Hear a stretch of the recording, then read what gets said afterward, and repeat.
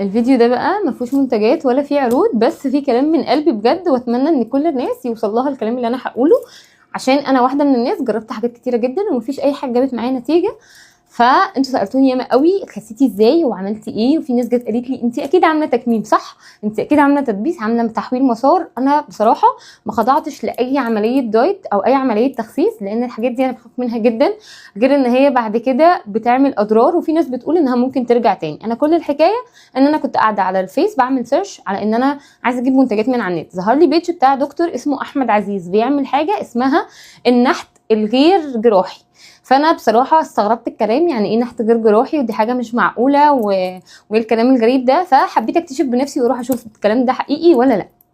عايزه اقول لكم ان انا لما رحت الموضوع كله طلع هنعمل تحاليل، هنعمل فحوصات عشان نشوف الجسم فيه ايه. انا كنت عندي الغده قبل كده، وكان عندي ساعتها حزام ناري، وممكن يكون كان عندي نسبه مقاومه انسولين بسيطه. فهو بقى شاف كل التحاليل دي بكل الحاجات دي، واعطاني كورس ابر جاب معايا نتيجه بصراحه من اول ابره. يعني اول ابره نزلت 4 كيلو، تاني ابره نزلت كيلو في كيلو في 4 كيلو. فقال لي دي طبيعه جسمك، بيحرق فتره ويقف فتره، وبيحرق فتره ويقف فتره، فكل واحد ليه طبيعه جسم، وكل واحد ليه طريقه يخس بيها. فخلي بالكم ما تمشوش ورا الحاجات اللي على النت، لانها كلها فيها اضرار واثار جانبيه. انا بصراحه دورت على الابر اللي هو بيديها بتبقى مصرح بيها من وزاره الصحه، ومفيش اي حاجه ليها اضرار جانبيه على الصحه او على امراض، يعني عندك مثلا امراض وراثيه او حاجه عندك بتعاني منها اساسيه.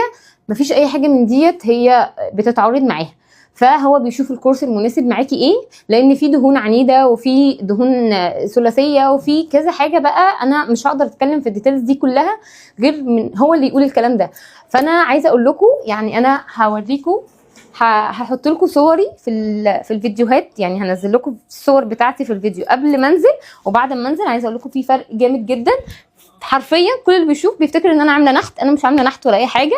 كل الموضوع ان انا مشيت على الكورس ده بقالي دلوقتي شهرين او شهر ونص، او يعني تقريبا كده شهرين. بس عايزه اقول لكم ان احنا لسه مكملين، وبعد ما بتخلصي الكورس بتاع الابر بتاع التخسيس هو بيديكي كورس تثبيت. فالموضوع هو مكلف شويه، بس عايزه اقول لك ان انا صرفت قد اللي انا صرفت عند الدكتور ده كذا مره، من على النت ومن على المواقع اللي خسي ومش عارفه شريط برشام هينزلك 10 كيلو، شريط برشام هينزلك 15 كيلو.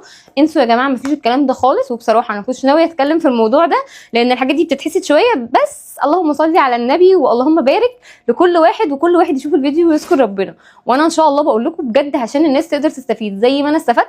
حرفيا الوزن التقيل بيبقى تقل على الرجل وتقل على الجسم، وفي الحركه وفي المجهود وفي النفس، بيأثر على كل حاجه في الجسم، مش بس حركتك بطيئه، لا انت كمان بيبقى نفسك بطيء. فانا اقسم بالله انا ولا عملت عمليات ولا اي حاجه. انا حرفيا من بعد الكورس ده انا بجد ما بكملش ورك الفرخه، مع ان هو كاتب لي ان انا اكل ورك فرخه كامل بروتين، بس الرز والنشويات والسكريات انا منعاها خالص خالص خالص. يعني ولا سكر ولا مكرونه ولا رز ولا عيش ولا قمح ولا اي حاجه فيها قمح ما باكلهاش خالص. عايزه اقول لكم ان انا دلوقتي مفيش اكل بيستهواني، مفيش حاجه ببقى نفسي فيها. لو اكلت بس حاجه مسكره انا حرفيا بدوخ من كتر ما هي مسكره قوي، وانا خلاص اتعودت على الحاجات اللي ما فيهاش سكر خالص. فالموضوع سهل جدا وبسيط وغير متعب بالمره. الابره بتاخديها هي شكه الابره وخلاص. انا كان واحده عندي فوبيا من الابر دي، مستحيل اخد ابره لو هموت. انا كان واقف لي ان انا لازم اخد كورس علاج للانيميا فوق ال10 ابر. انا كنت بصي علقوا لي محلول ودم وانا ما اخدش ابر برضه. فالموضوع بقى سهل جدا، وحاسه ان الموضوع سهل. في حاجات بعد كده بقى بتحقنيها حقن موضعي زي الميزوثيرابي او الاكوا، اسمه اكواليس تقريبا، اكواليكس او اسمه اكواليكس. فالابر دي حاجه مفعولها عالي، هي غاليه شويه، مش لازم تبداي بيها، ابداي باللي يمشي مع وضعك ووضع جسمك. في حاجات في ناس جسمها من فوق كويس ومن تحت بس هو في مشكله، الدراعات فيها مشكله. انا كان عندي الدراعات وراثيه والدهون وراثيه، في اماكن فيها دهون وراثيه ما بتنزلش مهما عملت دايت. انا اصلا من طبعي ما باكلش، يعني ممكن ربع الفرخه دي يبقى هو دي الوجبه بتاعتي، ممكن ما اكلش ال3 وجبات، ممكن اكل في اخر اليوم. فهو بيمشي معاكي، بتقعدي مع دكتور تنظم لك العلاج وجباتك مع طبيعه يومك.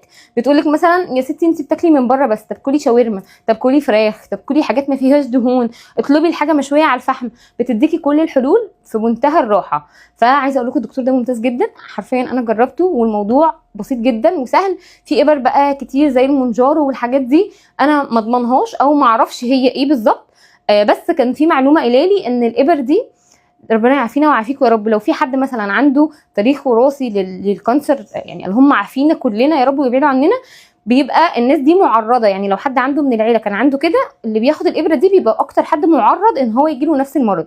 ففيها شك شويه، فمش كل الناس بتشتغل فيها.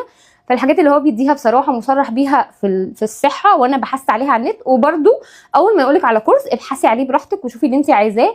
انا حبيت افيد الناس زي ما انا استفدت حرفيا. انا حاسه بتغيير جامد جدا، حتى كل الناس مصغروني عن سني